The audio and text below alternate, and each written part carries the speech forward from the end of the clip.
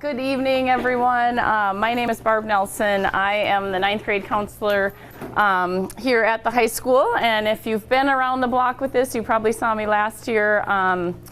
If you came when your student was an 8th grader, maybe at the middle school, or maybe you were a new person to the district and had an enrollment meeting, so welcome. I'm also sending welcome on behalf of Scott Myers, who will join us a little bit later. He was running kid duty between he and his wife and needed to go back, and we'll be back tonight. It's snow days this weekend, so there's 3-on-3 basketball up in the gym. So he promised he'd be here to stop in and give the wave, so we'll have him do a little welcome at that point. So welcome. I know one of the things they always touch on, the administrators, is just the support from the community, in the community for the school, so we really appreciate and value that. And we're here tonight to talk about registration for 10th grade for your students already. I know that seems crazy and it probably seems early, but this is the time of year that everything kind of gets set in motion. So again, Barb Nelson is my name. I'm the 9th grade counselor. I end up doing the 8th to 9th and 9th to 10th grade transitions. My phone number and email are there, and during these crazy times we do our best to get back to you guys within a day if you do have questions. I know I've had a lot of students that have been popping down with a question, and we did things a little different this year, and I'm not sure I'm really liking it because normally we would go into classes, present, and then come back and pull them out of class again to run them through the computer lab, and to kind of save the English teacher or social studies teacher, whatever teacher we ended up seeing them out of, a little class time. And so we were trying to do it similar to how we do with the 8th graders, where we go in and present and have them register at the same time. But I feel like especially 9th and 10th grade, they need a little bit more information, so we're kind of rethinking how we're going to do this. And we may even, in future years, I've talked to some colleagues at other high schools that Power School, you have the ability to register at home, but we were always concerned about the follow-up with that. So if there's feedback on that, because that's one of the things we're toying with, maybe next year we still do the presentation, but then have a block of time that kids would go in online at home to actually input their registration. The nice part when we do it with them in the computer lab is we have a little more control over kind of getting them to raise their hand when they're done and kind of eyeballing and double checking so students aren't making kind of just weird mistakes like Spanish 2 first semester, Spanish 3 second semester, because that's how they think it is, you know, when they should be doing Spanish 2 all year long. So we try to catch some of those things when we're with them in the lab. So I know there are a lot of students that are anxious. I tried to do a little pre-podcast with them. I was down here in the cafeteria last Wednesday and Thursday during all lunches, and it was rather funny because I had a table over there. And if I just sat at the table, how many kids do you think I had for questions? None. But if I went and walked around, which I did, back and forth through the tables and said, do you guys have questions? Do you guys have questions? Oh my gosh, it was like the whole group of friends would like lean in and they'd be saying one thing after another. So clearly they're thinking about it, which is what we want them to do, and to be starting kind of to think about that process of registration and what they want to take next year. So hopefully they've had some time and will have some time to look over things. One other piece just to mention, which kind of I'll show you in the time frame here. Obviously we're here tonight doing the presentation. These are being recorded so people can see them online afterwards if they weren't able to make it, and I can tell by the numbers normally these are pretty well attended, especially 8th and 9th grade, and it kind of whittles off as they get into the upper grade levels. But the nice part about having these recorded is people can watch it at their convenience in their own home and be able to kind of go through it maybe with their student a little bit more. But one thing we will be doing, so after the next 3 days I'll be in the lab, basically almost every hour the next couple days. Next week we're going to have 2 days that kind of as a cleanup. So we'll catch kids that maybe were absent for whatever reason, but it'll also be kind of a double check time that if kids do have some more time to think about things and then they think, oh, you know what, I do want to change that class, we'll be down in either the ERC Thursday or C153 on Friday, and they can come back in and log in. We actually are kind of, I'll say this to you guys, we're leaving it open online at home, so if they go into Power School, you can see class registration is there, and if they click on that, the same screens that we'll be working with them on will be available to them, and they could change things and you could look at it with them at home as well. So we will have some cleanup time. And what we kind of always tell kids, we used to have kind of this March 1st looming deadline for final registrations to be done. It's still early March, but if kids come in within the next couple weeks after making decisions, we can still do some changes. We eventually will shut it down so it's a view-only rights for you at home, but we will be able to, if there's slight tweaks that need to be made in their registration, we certainly can do that. It's when kids come in next August and say, oh, I took pottery and drawing and now I want to take, journalism and photography, that's when the harder changes happen, because we're really staffing and trying to staff our building based on what students are registering for. So we really want them to be thinking about and making good choices at this point.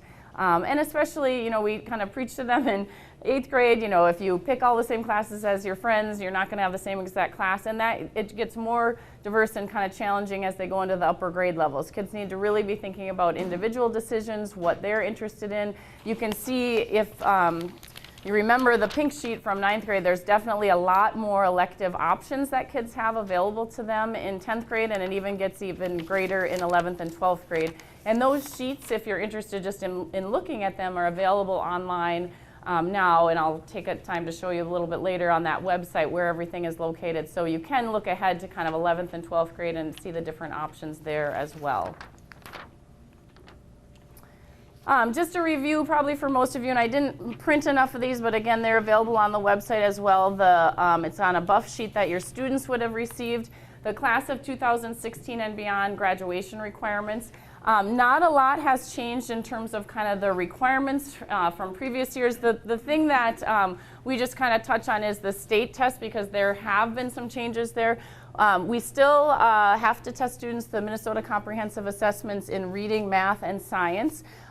Reading is in 10th grade, 11th grade is the math MCA, and then the science one is given the year that the students will take life science or biology, which for most students is going to be 10th grade, for some students 11th grade, just depending on when they take that biology.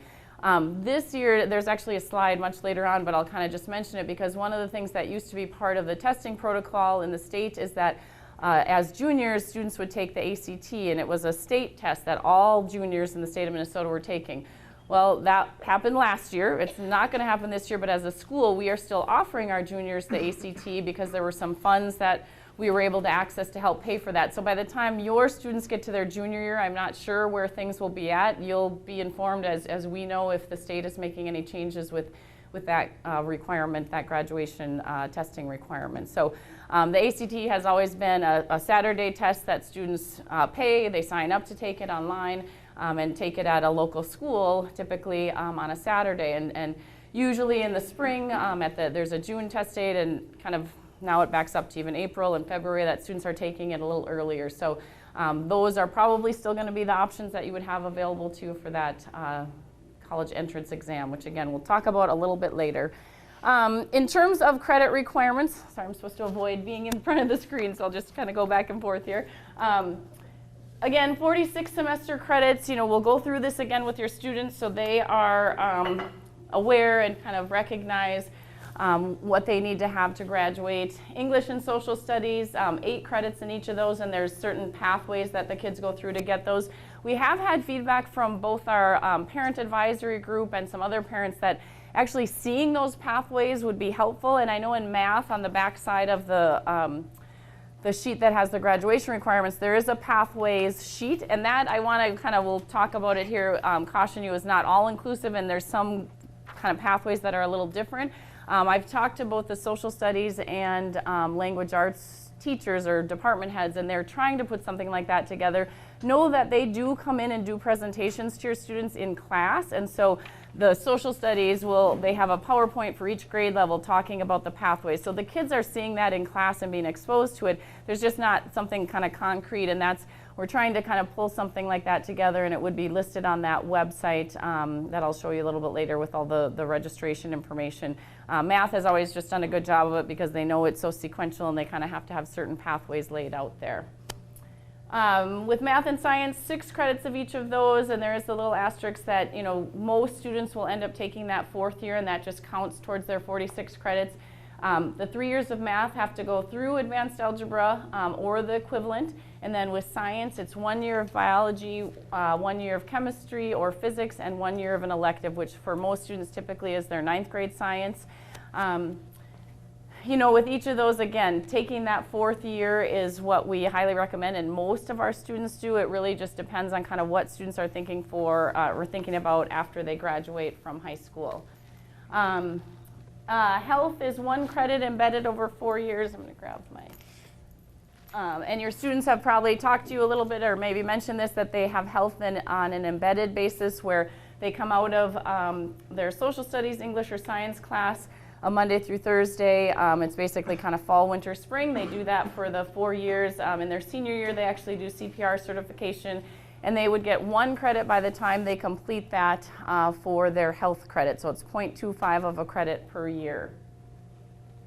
Phi-Ed, they have 1 credit. Most students have finished that or will finish that by the time they complete 9th grade. And then Fine Arts, there's 2 credits required there. Any of the music courses, any of the art classes, in the actual program of studies guide or course book, there's a listing now of classes that meet that fine arts requirement. I've started to get some questions from students who have not, now that first semester grades are final, well, what do I do if I didn't pass a class? And later on this spring, we go back after 3rd quarter grades are posted and do a mailing about summer school. In the past, the district has had a summer school, not as a kind of get ahead summer school, it's a credit remediation, so there are kind of some of the core classes if students have failed, a civics, English, science, math, there will be those classes available to them to make up in summer school. And then the electives, they make up 14 credits of what's required for students. One of the things that's always questioned is world language. There's not a world language requirement at the state or district level. It's just something, again, when we talk to students, keeping that option open for college and career readiness. In terms of most colleges and universities are looking for 2 years of a single second language, if not more. We obviously have several students coming through with immersion, so they are going into typically Spanish 8 as a 10th grader, which is AP Spanish language. So they have some options there. And again, any of that, if students were to take 4 full years of language here, it counts for 8 credits towards their electives. We'll talk a little bit more. The career exploration courses that are listed there, there are some highly recommended courses, and you can see them there on the bottom of that green sheet, the Academy Foundation courses. Jump ahead to this. Part of it was out of an I3 grant, Investing in Innovation grant that we had a few years ago, kind of looking at maintaining and creating a post-secondary going culture for all students. We didn't really talk a lot about it from 8th to 9th grade because there wasn't a whole lot that was different about 9th grade. Students were still part of the 9th grade Barb program, our kind of core classes in 9th grade that they had a team of teachers looking out over them. What happens in 10th grade is there are some foundations classes that are meant to be kind of career exploration classes that were developed a few years ago. So looking at foundations of law, media arts, business innovations, healthcare core. So you can kind of obviously see the big career areas. And those weren't just kind of picked out of thin air. There was a lot of research. They talked to business professionals, colleges and universities. And so these courses were developed to kind of lay the foundation for students. And we've gone back and forth, and we've just, there had been requirements for students to take them, and we just kind of say right now they're highly recommended. If students can fit them in, they're great as kind of that foundation, and then what happens from there is they can go into some upper level courses in each of those content areas: law and public policy, art and communication, engineering and technology, business and health sciences. And that looks a little bit more, and I apologize, the purple and blue get a little dark there. This is more of like a program of studies, kind of guiding for students to think about if they are interested in careers.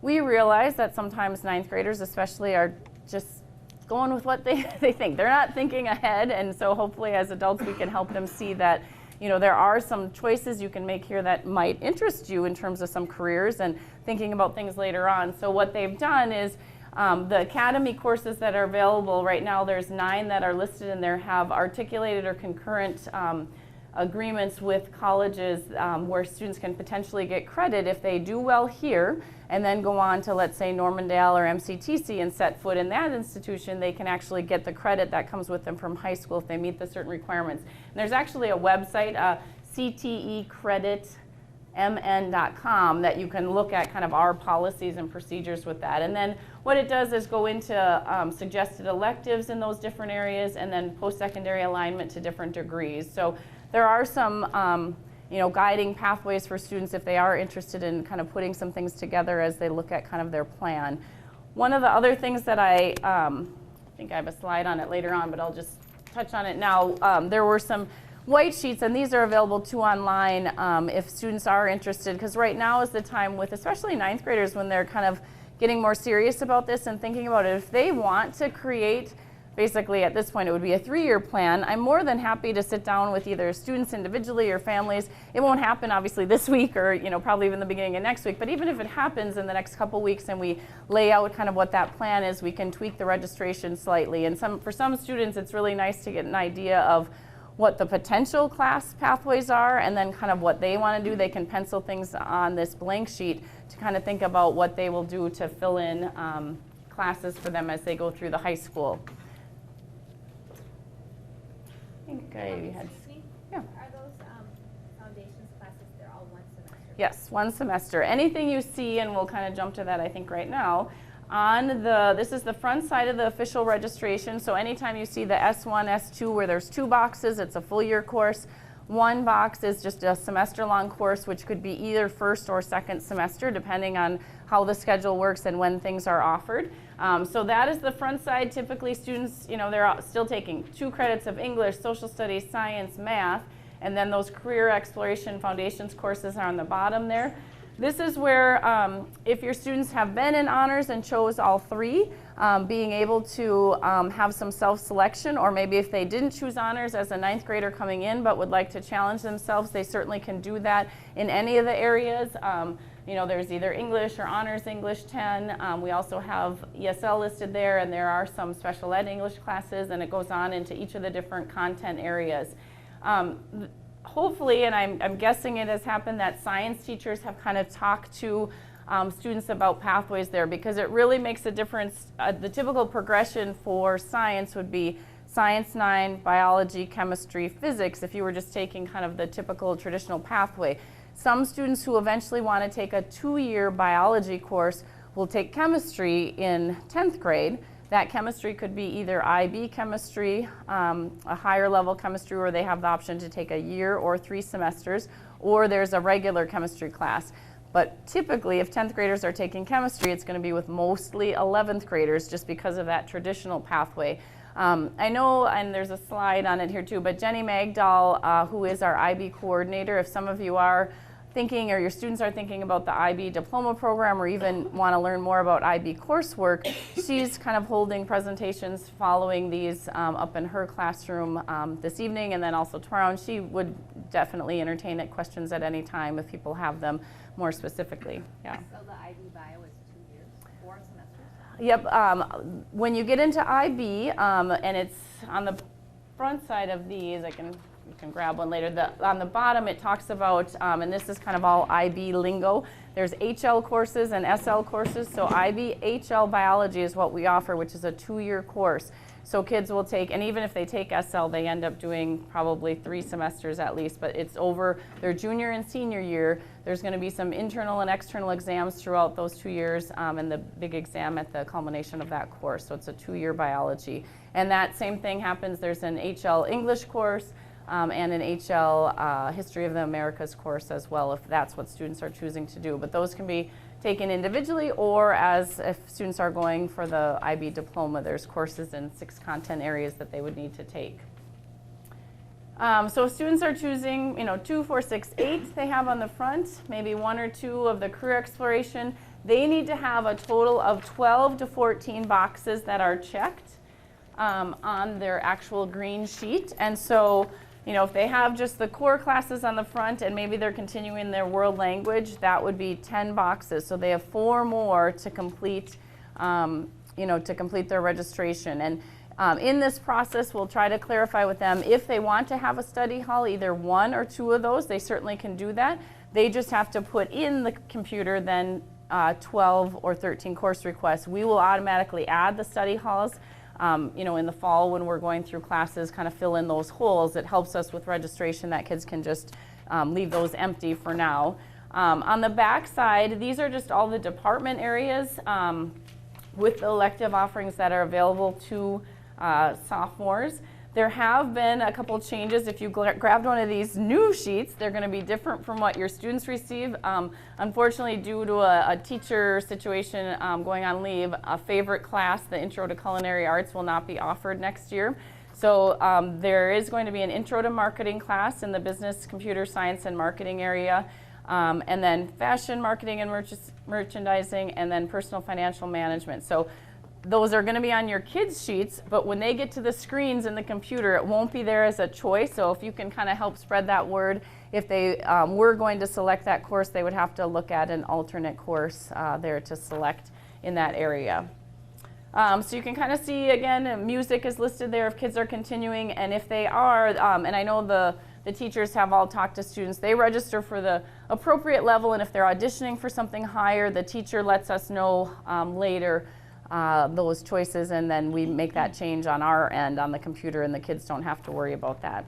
So what we ask is, students and parents to sign off on this. If a student comes in, this week and doesn't have it, am I going to let them register? Yes, because we want to get that in. We hope, obviously, that parents and guardians are looking at it with their sons or daughters, but hopefully we'll put something out in the 6425 news and maybe send something grade level specific about making sure to review with your son or daughter the actual registration that they have submitted. One other thing that is on the very bottom is the alternate course selection. This is really helpful for us because when we come back in the fall, inevitably there are going to be conflicts, and it's helpful to know, if a student, maybe chose mixed media arts, but they'd be okay with painting or pottery because they didn't get into that this year. They could put that as an alternate, and they can actually put those right into the PowerSchool screens that are available to them. So it helps us kind of be able to move through the schedules, make sure kids are getting what they are interested in for next year. The math pathway is just to talk about this a little. This is on the website as well. One of the things I noticed, and actually after the 8th grade meeting, and I just haven't had time to talk and circle back with the math department chair, is that there are some kind of gaps where if a student did really well in geometry, they could be looking at going into honors, advanced algebra and trig if they wanted to. Typically kids are going kind of from one honors level to another. So that was one gap, and then kids who maybe at the middle school had been in honors and don't want to take that pathway, it wasn't listed there. The one thing that you'll notice that's a change, this group of 9th graders, the class of 2019, came in this year and had to do geometry. There was no intermediate algebra any longer at the high school, and so what that did, and I'm not the math person, so trying to process it and make sure I get the curriculum piece right or correct, is helpful, but what they did is students who have struggled, maybe math is really difficult for them, they're extending the advanced algebra into a 2-year sequence, and that's where you'll see that advanced algebra A, advanced algebra B. So if students are struggling and they want to stretch that out over 2 years, teachers are making those recommendations, but as I found tonight, there were kind of differing recommendations. They made a Google Doc for us of their first semester students and what their what their recommendations were. So we'll take a look at that, but definitely be chatting with the student's current math teacher if there's a question on that. Otherwise, if students are doing fine in geometry and will progress on, the Advanced Algebra A and B course, which I don't know why they didn't just call it Advanced Algebra, but that's just my brain. So Advanced Algebra A and B is the 1-year course that will just go through the Advanced Algebra curriculum in 1 year. And then following that, they progress on through either going into pre-calculus and then either AP Math, IB Math, AP Stats. There's some different offerings there. Yeah. Barb, what is the asterisk next to the pre-calculus? There's 2 choices. Oh, you know what? With pre-calculus, there are some students, like we've had in geometry, you'll notice there's a geometry asterisk up there. There were more supported sections that had smaller numbers and went at a slower pace, and what they were finding is students, and it's hard because it doesn't impact a lot of 9th graders going into 10th grade because there's not as many that are in there, but we left it on here, and if it's a teacher recommendation that if they were in advanced algebra now and really struggling, that might be a recommendation for them being in a pre-calculus class that's going to be at a little slower pace. They're going to meet the standards but not necessarily get through all the material that the regular pre-calculus would. So that's kind of with that geometry too. There are some students that have been in that maybe this year that are, as parents you're sitting here, they're in a more supported setting, smaller classes, and the recommendation typically for students in that supported geometry is going to be to do the 2-year sequence of advanced algebra A and B. With the honors math classes, there is a contract because they really go at a fast pace and want to keep students kind of on track with that. So the teacher will introduce this in the fall. They really sign off on it, and I know you can't read that, but you must receive a test score of 60%, or you will be taken out if you receive a test score of 60% or lower on the first test of the semester. If you receive a test score of 75% or lower on both of the first two tests, your first semester test average is 80% or lower. Homework turn-in is less than 90%, and it goes on a little bit there. But basically, it's because they're going at a very fast clip. They aren't able to kind of maintain, and if that's typically what they, in years past, it was kids at the 98th percentile or above on any of the standardized tests, that's what they looked at for admission into honors. It's open access now, so we want students to be able to attempt it, but they with the caveat that if they can't keep up with that, they would be slotted in to a regular well, in this case, it was geometry, but they do it for advanced algebra as well. So they really want kids to know kind of what the expectation is up front. And in the program of studies guide, there are recommended RIT scores for students. So if you're familiar with what the RIT scores are, the MAP test scores, that's the score they're looking at, and it equates to a percentile. So if you have questions about that, you can certainly let me know. One of the things that's available online for students, again, just a copy of something, is a graduation requirement check. Ultimately, as counselors, we're doing that, and we've gone, I know our senior counselor has, and our junior counselor will have a Google Doc that's a credit check so they can share it with families. This is just a paper pencil format that we found is helpful for students, just to, again, kind of be able to physically check off, like, okay, I completed English my first semester of 9th grade, kind of to look at how those things all play out and where they need to kind of fill the holes as they go through. So it's something you can kind of throw in that school folder or drawer or whatever you have and kind of keep track as students go through in the different areas. The other one that I kind of have mentioned already a little bit is this. There is a online copy version available. And then on the other side, what I had done for students, and I will go over this a little bit with them, is just that, again, 4-year plan to be thinking about in a sequential way, what are the courses that, kind of in each different content area that would fit for me and how I can fit that in, and knowing kind of where will I have space for different electives and, if I'm interested in certain things. Jump over here. And I mentioned this, Jenny Magdal, the IB coordinator, is great. So she has set up time available this evening or Wednesday tomorrow in 308 at 4. Just have some varying time slots available. She can answer questions about IB weekend as well. But it's hard because just not knowing your audience and wanting to make sure we're hitting things that most people are interested in. And IB can tend to be, if you're looking at the diploma, kind of a smaller group, but certainly there's a lot of interest in taking what we call certificate courses. So just 1 or 2 courses as students go through high school and maybe learning a little bit more about the curriculum. And just in general, what we've always kind of subscribed to is, you think of AP as very linear in nature and you learn a lot about different things, but not in much depth, where IB is probably less things, but in more depth and kind of obviously a different lens. We have had, obviously, if you haven't heard, but our middle school was approved as a MYP, middle years program, through the IB International, I guess. I don't know what I see a few middle school teachers there, so which is exciting because they've done a lot of work to do that. And here at the high school, we've had a diploma program for several years. So that is more typically focused in the 11th and 12th grade. So there is obviously a little gap in there, but we will have a lot more students coming through with IB knowledge and kind of looking at that learner profile. So I know it's something that the high school teachers are really kind of leaning into, and Jenny Magdal is kind of bringing us along with that, kind of looking for learners that fit that profile and trying to kind of give them some props for that. We will take a second to look at the St. Louis Park High School Career and College Center that is online. Sorry, Scott, I'm ducking through here. If you haven't ever taken a look at this, all right, it's not letting me exit here.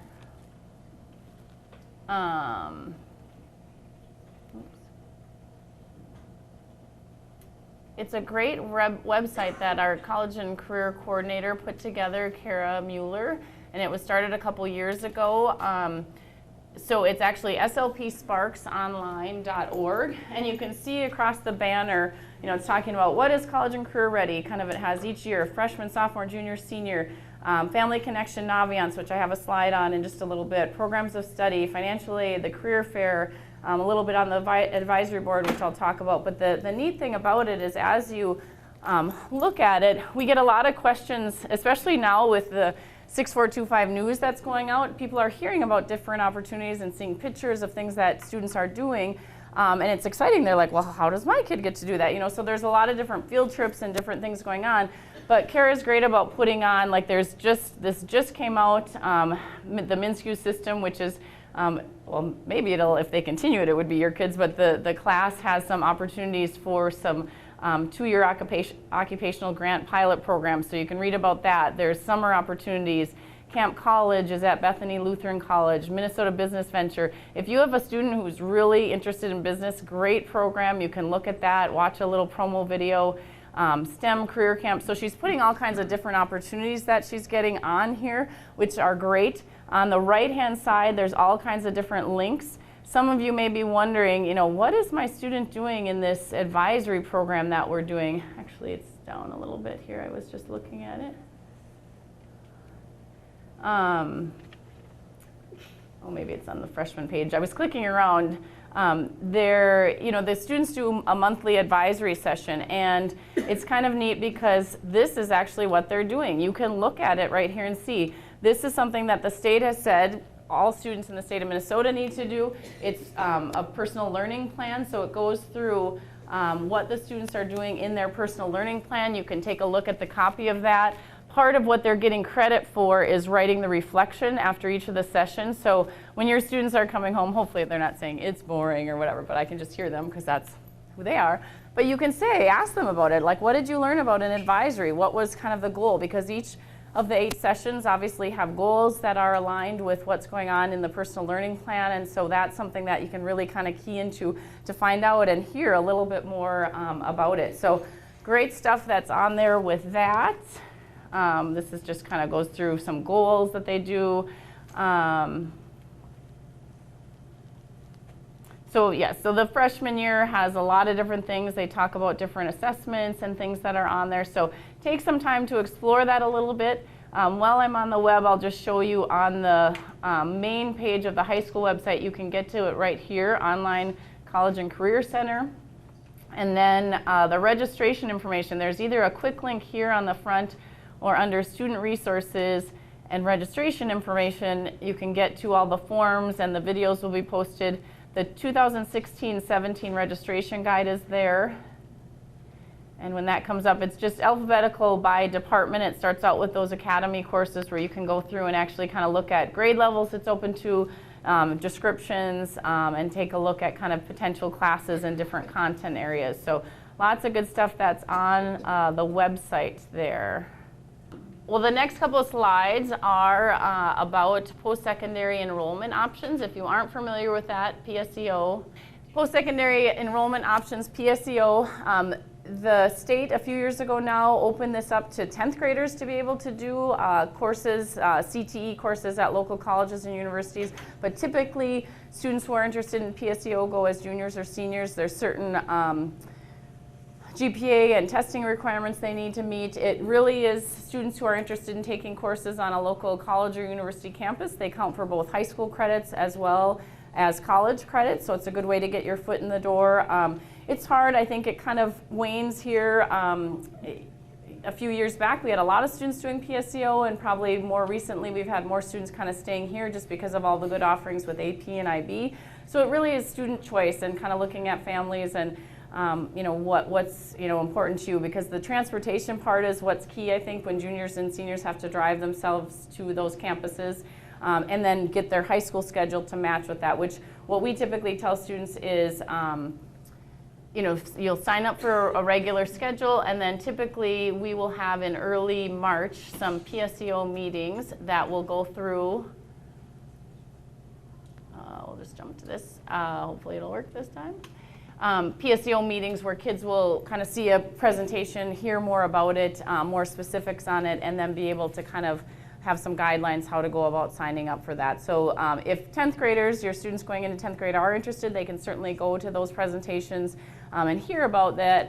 It's generally, though, like I said, more 10th graders going into 11th grade that are making that decision. So if you are interested in just reading more about it, the Minnesota Department of Ed, if you just Google MDE and then in their search box put PSEO, they have a whole page on it. It goes through all the information about who's eligible for it and how the program works.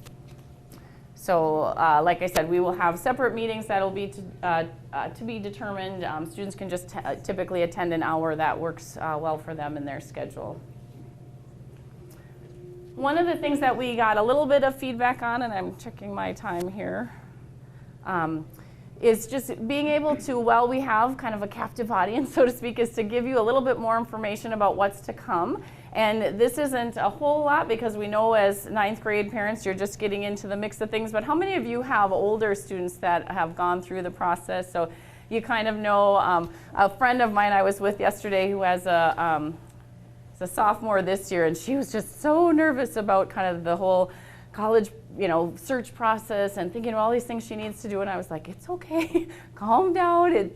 There's a process to it, and we help lead students through it. Certainly, there's a lot of hopefully family and parent or guardian interaction in that. But one of the things that is helpful is some of these presentations where we can kind of at least give you an idea of what to be thinking about and what to look for. And if you're someone who's really ready to get into it and start to look at it, both of the sophomore and junior presentations will be taped as well. And obviously you don't have to listen to the registration information, but you could fast forward to the end because their slides, I actually stole some of their slides when I was kind of updating my PowerPoint and added some for you guys, but their slides are going to be much more in depth, especially when you're talking about kind of junior to senior year and what to be thinking about. So you could go and even just kind of, view the slides even to get an idea of some of the different things to be kind of considering. But just big picture, this was one of the things that I thought was, especially after this conversation with a friend, what information do college admissions officers review and what are they looking for? So they're still going to be looking at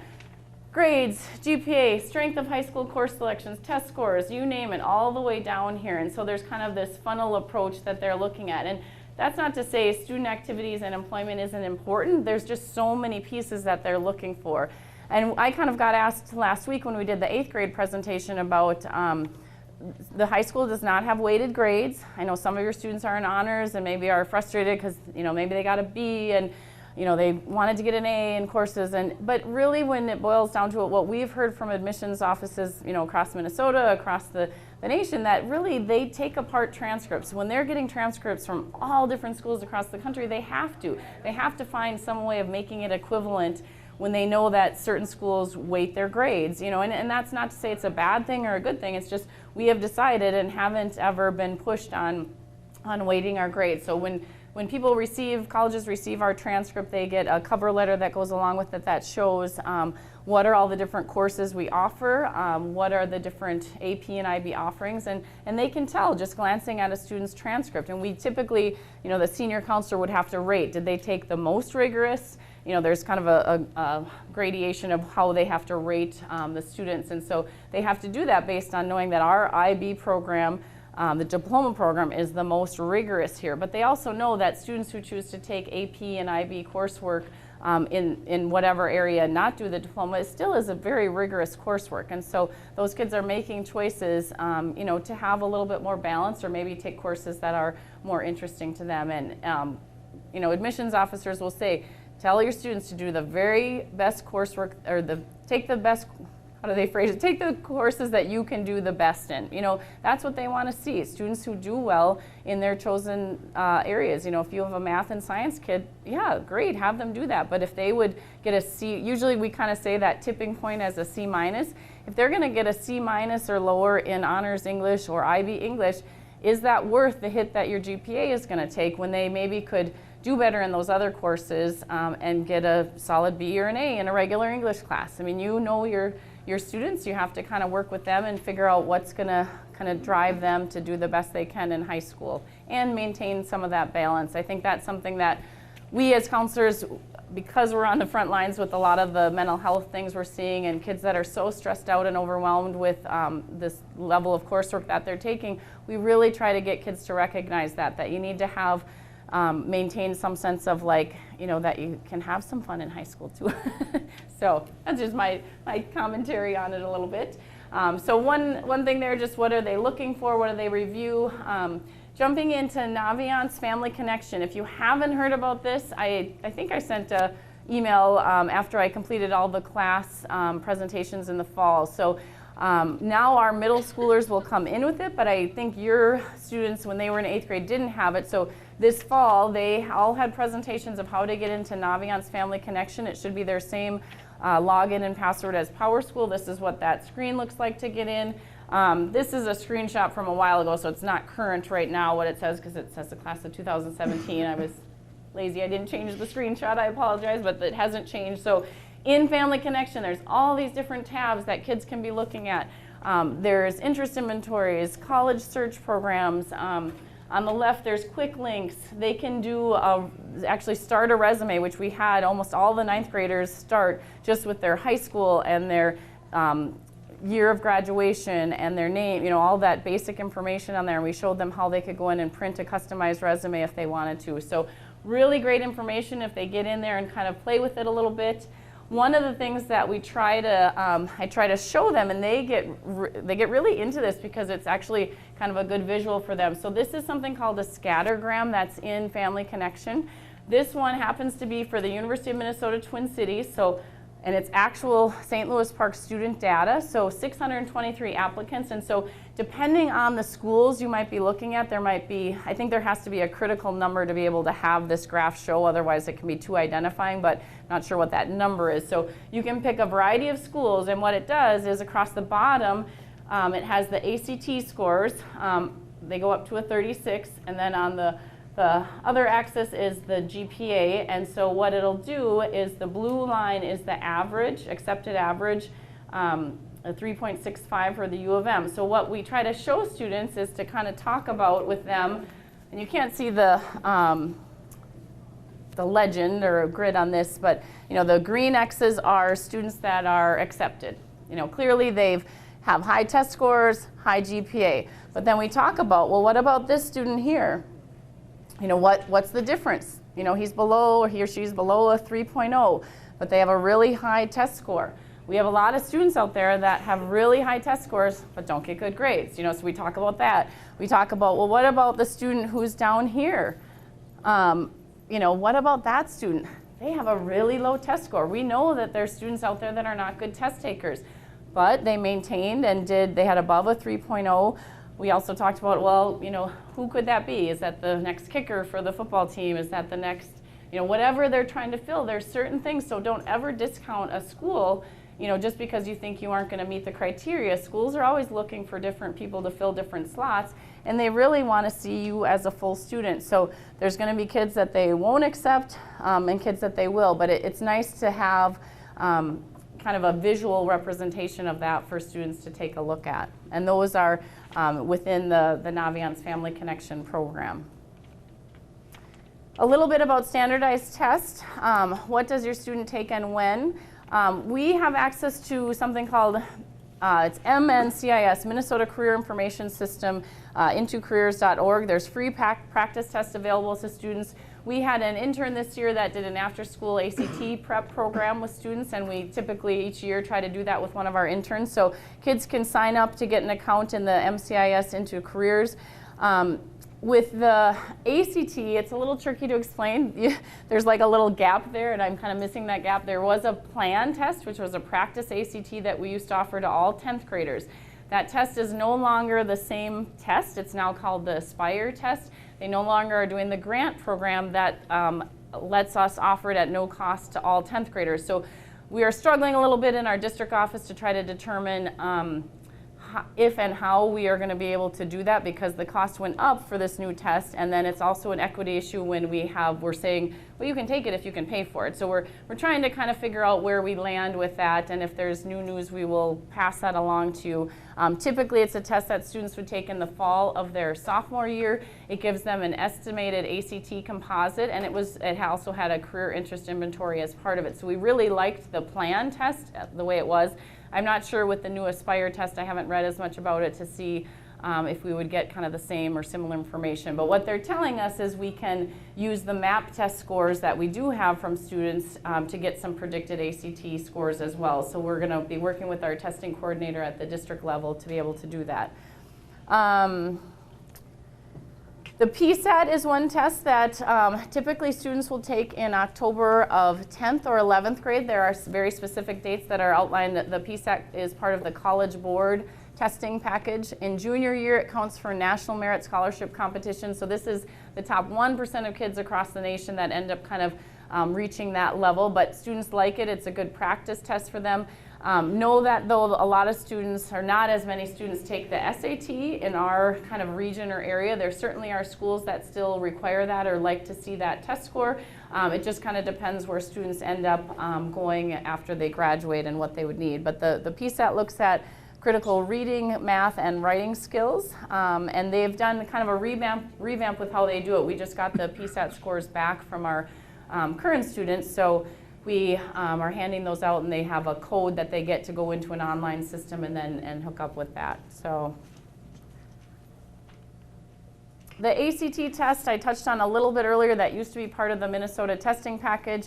Again, typically was in the spring of 11th grade, an April or June test, but our counselors will attest that people are doing it earlier and earlier. I've even heard of 10th graders taking it, which I'm not really sure about that. Heidi's over there shaking her head because we just laugh. We're like, it's not really meant to be a test that you take as a 10th grader. But so you register online for that. ACT.org, they have great practice test questions. Again, that MCIS has practice tests. One of the biggest things you can do is do practice tests, even just to get the timing down and kind of understand kind of how that timing works when you're sitting on a Saturday morning and taking that test. So that's something that, depending on what happens, we'll see with your students if they get to take it during a school day here, like the last two classes or the group of juniors this year. The SAT test, another subject or a test where there's the reading, is it reading and math, but do they have, did they add the writing component? Yeah, so there's a writing component now with the SAT as well. There are also something called SAT subject tests that some schools, more highly selective schools, would require a student to do. And again, SAT is part of the PSAT, SAT, it's through College Board, so the registration goes through that program, and you can kind of, College Board is great, their websites are great, there's a lot of information that's out there, and that's, if any of your students will be taking the AP test, for example, in AP Environmental Science, you can go on and look at kind of a sample test questions and kind of an overview and outline of the different curriculum. And so even looking ahead to next year, you know, I've had a lot of students this week question, should I take AP Euro or take AP World? And it's like, well, what are you more interested in? Like, you need to know what you're going to be learning about and having to read a lot about. So, you know, having them even go to that website to kind of find out a little bit more information would be helpful. A couple neat things we have going on. The college fair is coming up Wednesday, March 16th, 10 a.m. to noon in the field house. Ninth graders will have an opportunity to be part of this for a short time. We don't kind of make them stay too long, but they get introduced to it. So there's typically at least 120 reps from all over that come, and we'll set up in the field house, and the students will be able to walk around and ask questions. Yeah? Will the reps have our students' grades available to them? They do not have the grades. Your students could bring their grades. They only have one semester. We will be putting out on the 6425 News, kids can actually pre-register for the college fair, just meaning that they have the ability to get a barcode that they print out on a sheet of paper. So if they went up to Iowa State and, you know, started chatting with them, the person could just use their scanner to scan their information, and then thus you'll start getting lots of mail from, or emails from those schools. But so we will be sending out information about that, so students are pre-registering. It makes it a lot easier for those college reps, and they don't have to be writing down, sorry, I'm hitting a weird spot here, writing down on the little cards. What we found though, we kind of struggle because we want the kids to have to interact and talk with them. So we have to kind of do the pre-registration for the MEF college fairs. But so we'll be sending that information out. So they can look to kind of do that, and that hopefully will have, I know we already have one scheduled for the following year as well, so when they're sophomores. So it's just a great opportunity for them to see kind of the variety of different schools that are out there. There also is a career fair that's part of the advisory program, so that is Wednesday, April 27th. You can kind of note these dates to be asking your son or daughter after they come home. Representatives are from a variety of career fields, which is really, really exciting. And they will do some breakout sessions for seniors on different career topics during that day. We do have an academic advisory board, teachers and staff creating partnerships with local businesses. I did get a whole thing from Kara Mueller, our college and career coordinator, and I think we have some advisory board members present if they want to say anything. But it's really kind of neat. And we kind of wanted to mention it just if there are any other families out there who have connections or are interested in being part of this. They're really looking at kind of the advisory board being an essential resource in development and implementation of kind of looking at this K-12 college and career readiness plan and looking at kind of the strategic plan for the district. There's, let's see, impact 6 of the 7 key elements: career exploration, 21st century skills, community partnerships, college access, post-secondary opportunities, and experimental learning opportunities. So a lot of what happens with the academic advisory board is some of what you've seen, maybe in those pictures, connections for field trips, for speakers that come in. So some really neat connections that are made. So they really are helping us out with things like that career fair as well, supplying some of those people to come in and talk with the students. So if you are interested, Kara Mueller would be a great person to contact, the college and career coordinator. They meet regularly and also have teachers, staff from our building that are part of those meetings. So it's really neat to make those connections with the world out there in terms of careers and looking ahead at that. All right, we're just under an hour here. Yes? One more quick question. Can you just quickly tell us how and when we need to register, pay for the AP Environmental Science test? There should have been, I think it was just in the 6425 news. It's on a website. If you're in APES, there's an actual website. What is it called? February 24th. Starts February 24th. It's total registration. So there's an actual website you go on.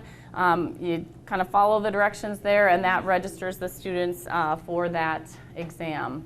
And we've used total registration. It's great. We have to pay a slight fee, but oh my gosh, it makes the world so much simpler for registering and for the people who take care of the tests here. Yeah. You threw out a website at the beginning, CTE, something like that? Oh, sure. I think that was the articulated and concurrent course agreements. Sorry, I have to back up here a little bit. I think it's CTE creditmn.com. Yeah, we'll get right back to it here. CTEcreditmn.com. Yes, so and I think you end up selecting our school, and then it kind of shows you the different courses that we have and where the articulated agreements are. So, yeah. So Power School is up to date then with the classes that aren't going to be offered anymore then? Yes, she's asking, is Power School up to date? Yes, the changes that were made most recently with the business department, we have to go in behind the scenes and change the screens. So kids would no longer be able to select that Intro to Culinary Arts that had been listed on there before. And then Intro to Marketing was added in its place. And I think we ended up adding for the business personal financial management, and then fashion marketing and merchandising. 10th graders can take those as well as the accounting class. Other registration questions? Yeah. Just a quick question. It says that you must have a total of 12 to 14 boxes checked. And did you say that if you do 12, those others would then be slotted for a study hall? Yep, so if a student were to only, she's asking about the study halls and registering. So 12 to 14 boxes is 12 to 14 classes selected. So 7 each semester is the most you can take. There's a couple variations. If students are taking like 0-hour choir, they might be able to add another class, but those are kind of individual circumstances. But if they were to put 12, 2 study halls would be put in. If they put 13, one study hall would be put in, and it would be either first or second semester, just depending on how it worked out. Yeah. Is there a place that we can go and look, get a synopsis of the classes, like what's similar, what's different? Yep, so when I showed online that course registration guide that's on the website, so under the student information on the website here, actually it's still up, so the registration guide, and it's just alphabetical order by department, but where you can find that is under student resources, registration information, and then it brings you to this page. I've been asking her, the old book is still up there, but make sure you're looking at the book for 2016-17. She called it something. It's course book registration guide. We use like the same terms. Yes, yep, and just make sure you're on the high school page to get to that. Other questions? Great. Well, I look forward to seeing your students either tomorrow, Thursday, or Friday. Hopefully I will still have a voice by then and some sanity. So we'll get through it, get registered, and just know that again, the following week, Thursday, Friday, we will be available if students want to make quick changes. Yeah. Can we ask IB questions or wait for that IB meeting? And is there one tonight? Yes, so if you have an IB question, I can certainly try to answer because there might be other people who are curious about it, but what is your? My question is the 3-semester concept. Oh, yep. Yeah, so with IB, he's asking about the 3-semester concept. It especially hits home because IB chemistry, if students will take the whole, all 3 semesters, they end up having, and IB calls it concurrency of learning. They want to have a course over 2 school years, right? And so it ends up that the 3rd semester is offered when they're starting to take the IB biology. So kids who do that, it's a double up for them where they would have the 1st semester of IB bio and they would be finishing IB chem. In talking to Jenny, I know she's referenced that I think it's organic chem that they do. If students take just the 1 year and don't decide to take that 3rd semester, they still come out probably a little bit ahead because they're then just taking regular chemistry because they're being exposed to more organic chem that they would have in college, I think is how she described it. And the 3rd semester is really more of the IB coursework and specific things they need to do with the curriculum if they were going for the diploma, let's say, or wanting to take that SL test. So, you know, it's up to students, and they wouldn't have to decide that till this time next year if they want to take that 3rd semester. They're not committing to it, you know, right now, which is kind of nice. But so she could certainly address that a little bit more. Have you guys seen Jenny? And there's Scott. We'll give Scott a wave. He's here now. Have you seen Jenny at all? I wonder if she want to run up and see if she's there. We should make sure before sending people that way. Yeah. Who will be the counselor for these kids when they're in sophomore? Heidi Cosgrove has the current senior. She's asking who will be the counselor. So she takes this next crew of sophomores, which she's really excited about. She was seeing a group of them. She just said today, they look so young. I'm like, I know. I deal with 9th graders all the time. How do you think I feel? Other questions? Yeah. Barb, so if they take IB chemistry and they don't decide not to do the 3rd semester, what then is that course listed as? That's a good question.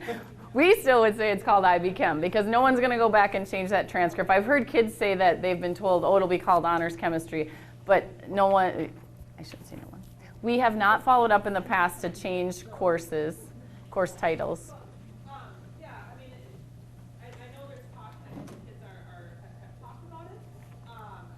From my standpoint, they're in IB Chem. Yeah, they took IB Chem as a year-long course, so they're. Honors Chem, they're not taking regular Chem, they're taking IB Chem. Okay, thank you. Great, thank you guys so much for attending, and we'll look forward to working with your students the next couple days.